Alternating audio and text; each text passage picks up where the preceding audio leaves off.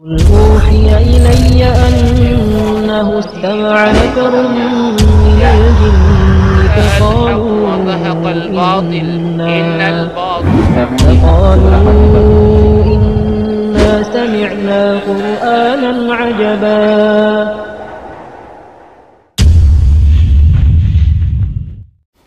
Assalamualaikum warahmatullahi wabarakatuh. Alhamdulillah wassalatu wassalamu ala asrafil anbiya'i wal mursalin wa ala alihi washabihi ajmain. Amma ba'du. Alhamdulillah, berjumpa kembali dalam kajian kita kali ini dengan tema apakah ruqyah itu mesti seorang ustadz atau apakah ruqyah itu mesti hafal ayat yang banyak seperti peruqyah-peruqyah di YouTube pada umumnya.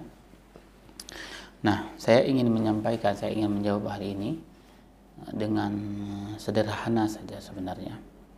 Dulu sahabat itu meruqyah Abu Sa'id Al-Khudri dengan Al-Fatihah dan ada dengan 3 kul seperti itu ya. Jadi ruqyah secara umum itu adalah pengobatan Al-Quran. Jadi dengan kita membacakan Al-Quran itu sebenarnya sudah ruqyah. Ruqyah itu pun tidak mesti harus kesurupan, tidak mesti harus reaksi dan segala macamnya. Karena reaksi, kesurupan dan segala macamnya bukan kita atur. Seperti itu ya. Jadi tujuan kita adalah hanya ingin menyembuhkan saudara kita yang lain. Misalnya ada orang yang sakit, misalnya sakit demam. Saya sakit demam ini, bisa nggak tolong rajahkan air, mantrakan air, bacakan sedikit Al-Quran. Kita bacakan Al-Fatihah misalnya 7 kali dan kita berikan kepada orang yang sakit, kan kemudian yang sakit itu minum dan alhamdulillah sembuh. Nah, itu sudah ruqyah. Walaupun yang meruqyah itu bukan orang ternama, bukan orang yang main YouTube seperti di itu pada umumnya ya, bukan kiai, bukan siapapun, misalnya hanya imam masjid saja. Nah, itu juga bahagian daripada ruqyah. Atau seorang ibu kita itu berdoa, ya Allah, ya Hayyu ya Qayyum ya Syafi, ya Allah, Engkau Maha Kuasa, ya Allah, Allahumma salli ala Sayyidina Muhammad, ya Allah, sembuhkanlah anakku. Kemudian ditiupkan ke ubun-ubunnya.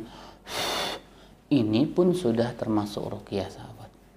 Jadi ruqyah itu tidak melulu mesti harus kesurupan, harus ngomong sama jin, kemudian jin itu teriak, kemudian masuk harimau, enggak seperti itu ya.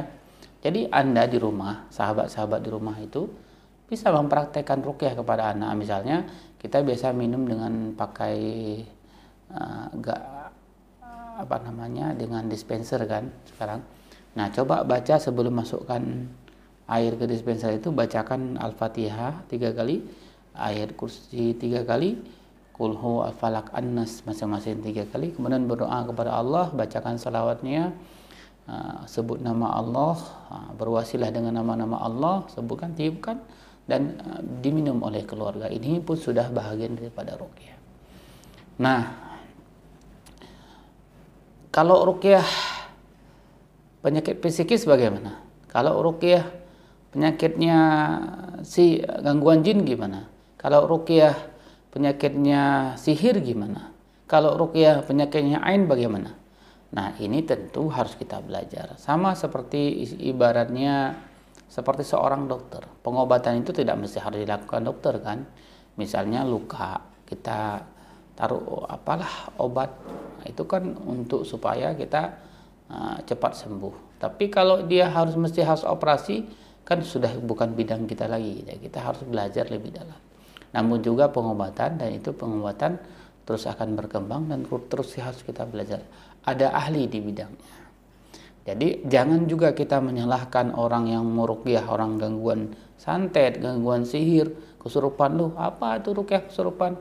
Emang Nabi pernah meruqyah orang kesurupan? Nah, ini salah memahami seperti itu. Nah, seperti itu. Apa itu ruqyah begitu-begituan? Mesti harus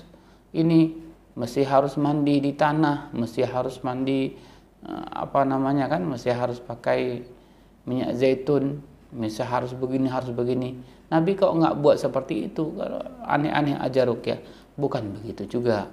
Ini namanya ruqyah, ini adalah pengobatan, dan pengobatan ini akan terus berkembang, sahabat. Baik itu bacaannya 30 juz Al-Quran kita boleh baca, terserah kita. Mau salawatnya yang mana, terserah kita. Mau nama-nama al-Rahman, terserah kita. Mau doa Nabi yang mana kita pakai, terserah kita. Mau doa kita sendiri, itu terserah kita. Hanya saja lebih fokus kepada yang sakit, sakit apa doanya disesuaikan. Begitu juga dengan tekniknya, begitu ya. Nah, memang Nabi mengajarkan beberapa teknik saja, nanti akan kita bahas. Tapi bukan berarti ketika kita melakukan teknik-teknik di luar Nabi itu tidak boleh.